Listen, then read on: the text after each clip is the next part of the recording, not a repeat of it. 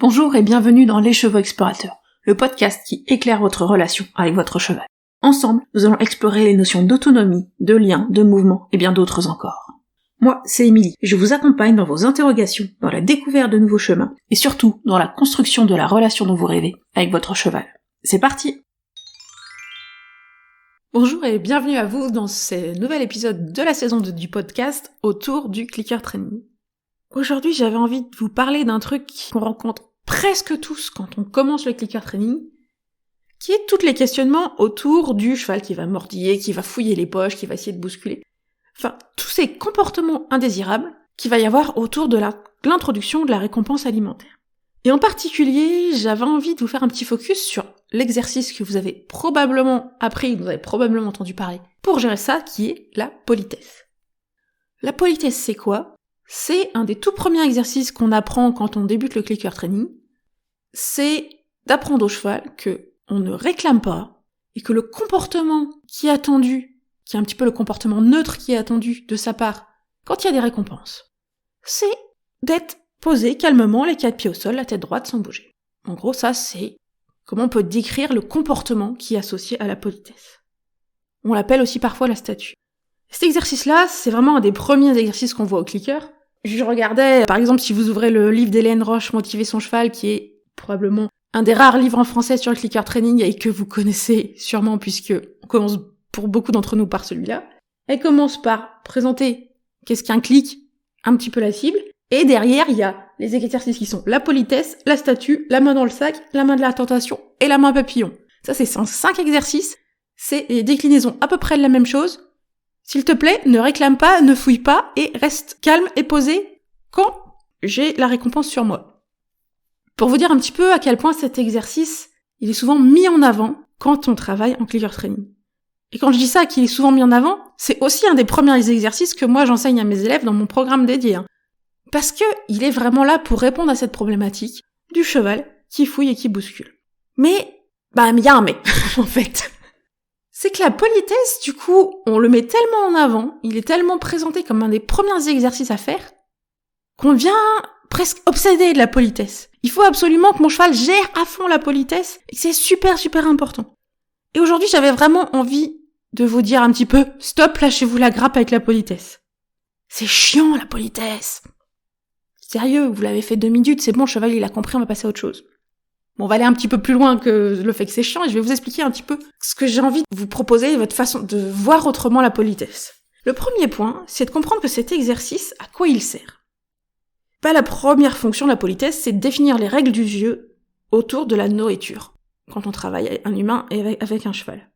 C'est comme avec les humains. On apprend à des enfants à dire « s'il vous plaît » et « merci ».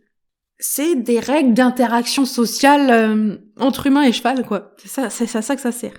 Et la politesse, elle permet d'offrir au cheval un comportement par défaut, qui est un comportement qui est facile à proposer et non dangereux. Donc ça permet à ce que quand le cheval ne sait pas quoi faire, il sait qu'il peut proposer la politesse et que ça peut amener le bonbon. Donc c'est un comportement qui va pouvoir proposer, quand l'exercice est trop difficile quand vous lui demandez autre chose plus tard, on sait que ces comportements par défaut vont être quelque chose qui va être sécurisé pour l'humain. Et donc ce qui est important à comprendre, c'est que la politesse, c'est un comportement. C'est juste ça. C'est un comportement qu'on demande au cheval d'avoir en présence de la récompense alimentaire. Et donc, qu'est-ce que la politesse n'est pas ? La politesse n'est pas une solution au problème de frustration. Et donc déjà, on a vu qu'il y avait 2 fonctions pour la politesse, mais d'autres comportements peuvent répondre à ces fonctions-là. Donc déjà, on peut même se dire qu'on n'est même pas obligé de choisir la politesse. Un exemple qui peut être intéressant, qui se fait, que vous verrez certains font notamment dans le milieu anglophone, c'est d'utiliser le reculer. Règle du jeu autour de la nourriture, viens pas réclamer, plutôt recule. Le cheval peut pas venir réclamer.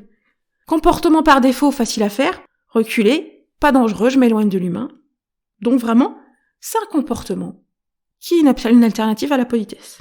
Donc voilà, le premier point important, c'est que la politesse, c'est super utile, ça permet de mettre des bases pour la communication au renforcement positif, et c'est d'ailleurs pour ça que je le transmets encore à mes élèves, mais la politesse reste juste un exercice. Enseigner la politesse au cheval, c'est pas agir sur les causes de son comportement, de sa tendance à fouiller et tout ça, c'est plus agir sur les conséquences. Et donc, vous avez peut-être observé, c'est qu'on va voir des chevaux, certains, qui vont faire la politesse, qui vont faire très bien l'exercice, qui vont avoir le comportement attendu. Mais si on va un peu plus loin, on va avoir des comportements, ou plutôt des signaux d'inconfort. On va observer des signaux de tension, on va observer des crispations. On va voir des chevaux qui sont tendus de partout. Ils tiennent la politesse, ils bougent pas, mais on sent qu'ils sont pas calmes, qu'ils sont pas sereins dans l'exercice. Ça, c'est un bon indicateur qu'ils ont bien compris le comportement, mais que le stress qui est derrière le comportement qu'ils avaient avant, leur tendance à fouiller, à mordiller, à bousculer, il est pas parti. Ils ont toujours autant profondément ce besoin d'accéder à la nourriture. Et c'est pour ça que la politesse ne résout pas tout. Parce que la politesse, elle n'accompagne pas la gestion émotionnelle de la frustration du cheval. Quand on a un cheval qui a du mal à gérer la politesse, ça sert à rien de répéter 15 000 fois l'exercice. Parce que le problème ne vient pas de l'exercice. C'est souvent qu'il a toute cette gestion émotionnelle liée à la nourriture, qui peut être liée à son histoire, qui peut être liée au fait que ce que vous lui proposez comme récompense, c'est super beaucoup trop bon et qu'il veut beaucoup trop les obtenir, qui peut être liée au fait qu'il ne sait pas comment faire pour obtenir la récompense autrement comme ça. Et du coup, c'est super important de lâcher prise avec la politesse et d'aller travailler plus en profondeur. C'est-à-dire qu'on travaille plus sur les conséquences du stress autour de la nourriture, ces conséquences qui est donc mordiller, bousculer, fouiller, qu'on traite par la politesse, mais il vaut mieux travailler sur les causes. Donc aller se dire, mais pourquoi mon cheval a ce comportement-là ? Et donc on va aller beaucoup plus travailler sur la gestion émotionnelle du cheval, de la frustration, et puis tout son rapport à la nourriture. Donc vraiment, l'objectif, c'est qu'on passe d'un cheval qui est focalisé sur le bonbon à un cheval qui est focalisé sur son investissement dans l'exercice en lui-même. Pour moi, c'est un truc central dans le clicker training, c'est qu'on veut pas que le cheval fasse pour la nourriture. La récompense alimentaire, elle est vraiment un outil de communication. Mais finalement, on a envie, et le but, c'est de la rendre secondaire dans le travail, que ça ne soit plus le focus principal. Donc du coup, un cheval qui a du mal à gérer la politesse, c'est un bon indicateur qu'on a un cheval qui est encore très focus nourriture. Et donc ça, dans les faits, ça veut dire quoi ? Qu'est-ce qu'on peut faire pour aider nos chevaux dans cette gestion émotionnelle face à la récompense ? Déjà, étape 1, arrêter les séances de 10 minutes de politesse, ça sert à rien et c'est chiant pour tout le monde. Genre vraiment, 2 minutes de politesse, c'est largement assez. Une fois que le cheval a compris l'exercice, vous le faites 2 fois en commençant une séance et vous allez faire autre chose, c'est bon. Et donc vraiment voir cette politesse comme un outil de communication avec le cheval et un petit peu un rappel des bonnes manières. Quand vous sentez que ça devient un petit peu compliqué à gérer, c'est là où on va redemander une politesse, on redemande un truc facile. Donc on apaise un petit peu les émotions. Donc vaut mieux l'utiliser de temps en temps dans le travail que de rester focus là-dessus. Une fois que le cheval commence à comprendre ce qui est attendu de lui, on passe à autre chose. Passez pas des années là-dessus. On veut lui apprendre autre chose que juste ce seul exercice, même s'il peut être super intéressant et super utile. Et du coup, puisque ce qu'on veut, c'est de la gestion émotionnelle autour de la nourriture, on peut varier les exercices et travailler cette gestion émotionnelle dans d'autres exercices. Et notamment, pas partir du principe que clicker training et motivation égale cheval qui bouge beaucoup. La motivation peut être présente dans des exercices calmes et sereins. Et donc du coup, on va travailler aussi des exercices tout simplement dans le calme. Marcher ensemble dans le calme, c'est super important. Et ça va nous permettre d'aller plus tard sur des choses qui ont plus de mouvement en sécurité. C'est important d'introduire de la durée dans nos exercices. Alors de manière progressive, mais on a besoin qu'un cheval, il apprenne qu'il va pas avoir des clics toutes les 3 secondes. Que petit à petit, on va cliquer de moins en moins souvent. Donc ça, on travaille dès le début la mise en place de la durée dans les exercices. Un point important, c'est est-ce que votre cheval comprend que c'est son comportement qui lui donne accès à la récompense. C'est pour ça qu'on n'apprend pas que la politesse dès le début du travail en clicker training, souvent on utilise la cible. Et le but, c'est vraiment d'apprendre au cheval que son comportement déclenche l'arrivée de la récompense. Et donc qu'il a un pouvoir d'action sur son accès à la récompense alimentaire. Si le cheval a un pouvoir de déclencher l'arrivée de la récompense alimentaire, petit à petit, ça va aller apaiser sa peur de manquer, sa peur de ne pas y avoir accès, puisqu'il comprend que ce sont ses actions, et pas seulement la politesse, qui déclenchent l'arrivée de la récompense. Une alternative dont je parlais tout à l'heure, c'est de remplacer la politesse par un autre exercice, comme le reculer par exemple. Toujours avec cette même fonction de comportement qui pose des règles d'interaction avec l'humain quand il y a de la nourriture, et qui lui permet de savoir quoi faire quand il ne sait pas quoi faire, il ne comprend pas ce que vous attendez de lui. Un truc qui va jouer forcément, c'est la précision de votre timing et votre rythme de renforcement. Là, c'est une des raisons pour laquelle je dis que le meilleur moment de se faire aider en clicker training, c'est quand on commence. Parce qu'il y a plein de petits détails que vous allez pouvoir poser dans les bases qui vont vous simplifier la vie pour plus tard. Et notamment, cette capacité à bien gérer votre timing, vos clics, les choses comme ça. Ensuite, il y a un point qui est intéressant, c'est d'observer vos émotions à vous.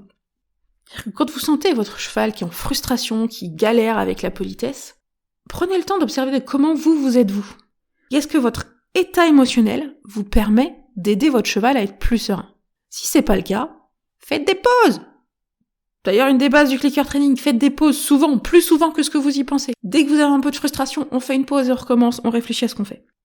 Donc, globalement, on a toute cette réflexion autour de remettre la politesse à sa place d'exercice et d'outil et la sortir de ce rôle essentiel qu'on a tendance à lui attribuer de faire en sorte que le cheval il réclame pas, il mordille pas. C'est pas du tout son rôle. C'est juste un outil, un exercice qu'on peut proposer pour faire comprendre au cheval ce qui est attendu de lui avec la récompense alimentaire. Et donc, si vous galérez avec la politesse mais que le cheval a bien compris, il faut continuer et il faut aller plus loin dans le clicker. C'est important de pas rester focus uniquement là-dessus parce que sinon vous allez coincer, puis soit vous allez abandonner parce que vous en avez marre, soit votre cheval va continuer à frustrer et vous allez dire que le clicker c'est pourri parce que de toute façon le cheval il frustre tout le temps et il fait ça que pour la bouffe. Donc vraiment, l'exercice, la politesse c'est juste un exercice quoi. C'est juste ça et puis lâchez à vous un peu la grappe avec la politesse quoi. Ça suffit, on peut faire autre chose, on peut passer à autre chose, on en a marre, c'est chiant. Donc on remet la politesse à sa place d'exercice. Et un point essentiel à travailler, c'est de se dire que si mon cheval a des comportements de frustration liés à la nourriture, il faut que je travaille sa relation à la nourriture. Et ça, c'est vraiment une question à creuser de manière beaucoup plus globale, qui passe autour de son alimentation, sa santé, le choix du type de récompense que vous utilisez et de comment vous les utilisez, et la construction d'un travail où les exercices vont avoir du sens en eux-mêmes et pas être seulement un moyen d'obtenir une récompense. Et vraiment un truc super essentiel pour moi, c'est ça. C'est de construire la relation du cheval à la récompense et à la nourriture. Et c'est probablement une des étapes essentielles pour réussir en clicker training. Et malheureusement, je vois qu'il y a beaucoup de gens qui abandonnent quand ils commencent le clicker parce que mon cheval frustre, mon cheval gère pas la situation quand il y a de la nourriture, parce que j'ai essayé, j'ai bricolé et j'ai pas réussi et ça devenait dangereux.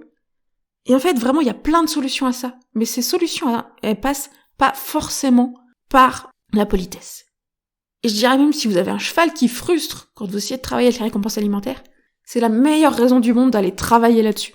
Parce que même si vous faites pas du tout de R+ alimentaire, il y a un moment ou un autre où vous allez y avoir quelqu'un qui va donner à bouffer à votre cheval. Rien qu'un gamin qui passe et qui veut donner une carotte et qui se fait choper le doigt. Vous demandez à un ami d'aller le nourrir parce que vous êtes pas là et le cheval est un peu trop con parce que il avait une carotte dans la poche. Donc agissez avant d'avoir ces problèmes-là. Si vous avez un cheval qui frustre quand vous avez une récompense alimentaire, c'est la meilleure raison de travailler sur ces problèmes d'alimentation. D'essayer de poser les bases du clicker training. Même si vous avez zéro envie d'aller plus loin, posez cette base de cette relation apaisée avec la nourriture. Elle vous servira dans tout et dans vraiment votre quotidien de manière plus générale. Donc finalement, le message clé de cet épisode, c'est que la politesse n'est qu'un exercice. Ce n'est qu'un comportement qu'on apprend au cheval. Ce n'est pas la solution au problème de frustration alimentaire. Et donc, si vous avez un cheval qui persiste dans des comportements de stress, de tension et d'inconfort quand vous travaillez la politesse, ça veut dire qu'il faut travailler sur autre chose que la politesse. Donc dans ce cas-là, ce que je vous invite à faire déjà, c'est plutôt d'aller aider le cheval à comprendre que c'est lui le déclencheur du clic récompense par ses comportements, et qu'il y a bien d'autres comportements que la politesse qui permettent de déclencher le clic récompense. Allez travailler vos propres compétences en clicker training, toutes les notions autour du timing, de rythme de renforcement, votre capacité à gérer et à faire varier vos attentes pour pouvoir avoir un bon clic au bon moment. Et principalement faire ce travail de fond sur la relation de votre cheval avec la nourriture. Et c'est vraiment tout ça et cette approche globale qui va vous permettre de dépasser tout ce qui est stress et frustration et de découvrir le côté beaucoup plus joyeux du clicker training. Et si, en ayant écouté ce podcast, vous vous reconnaissez dans ce cheval qui frustre autour de la politesse et que vous vous sentez perdu sur comment faire, que vous galérez à gérer cette situation, je vous invite à aller prendre mon webinaire qui s'appelle « Comprendre et gérer la frustration chez le cheval », ça dit un peu tout dans le titre, qui est vraiment là pour vous permettre de trouver chez votre cheval quels sont les points d'action que vous allez avoir pour apaiser cette frustration et cette relation à la nourriture. Et parfois aussi apaiser la frustration de manière générale, parce que vous verrez que la frustration, ça dépasse la relation à la nourriture. Donc dans ce webinaire, voilà, vous aurez à la fois des explications sur ce qui peut expliquer la frustration et des solutions, des choses à mettre en place pour notamment apaiser la relation de votre cheval à la nourriture, et donc aborder beaucoup plus sereinement un travail du cheval, un renforcement positif en clicker training. Voilà pour moi pour aujourd'hui, j'espère que cet épisode et cette réflexion autour de la politesse vous a intéressé. Je serais très intéressée, très curieuse de savoir si ça vous a parlé, ce que ça a pu vous inspirer. Donc, comme d'habitude, n'hésitez pas à revenir vers moi sur les réseaux sociaux et de venir échanger au sujet de cet épisode. Et puis, je vous dis à très vite pour un prochain épisode. Et voilà, c'est déjà fini pour aujourd'hui. Si cet épisode vous a plu, n'hésitez pas à le partager à vos amis qui pourraient être intéressés. Pour échanger avec moi et ne pas manquer les prochains épisodes, retrouvez-moi sur mon compte Instagram @leszhevautexplorateurs. Et si vous avez envie qu'on aille plus loin ensemble ou que vous souhaitez en savoir plus sur mes accompagnements individuels et mes programmes en ligne, n'hésitez pas à me contacter par mail ou à vous rendre sur mon site internet pour en savoir plus. Tous les liens sont en description de l'épisode. À très bientôt!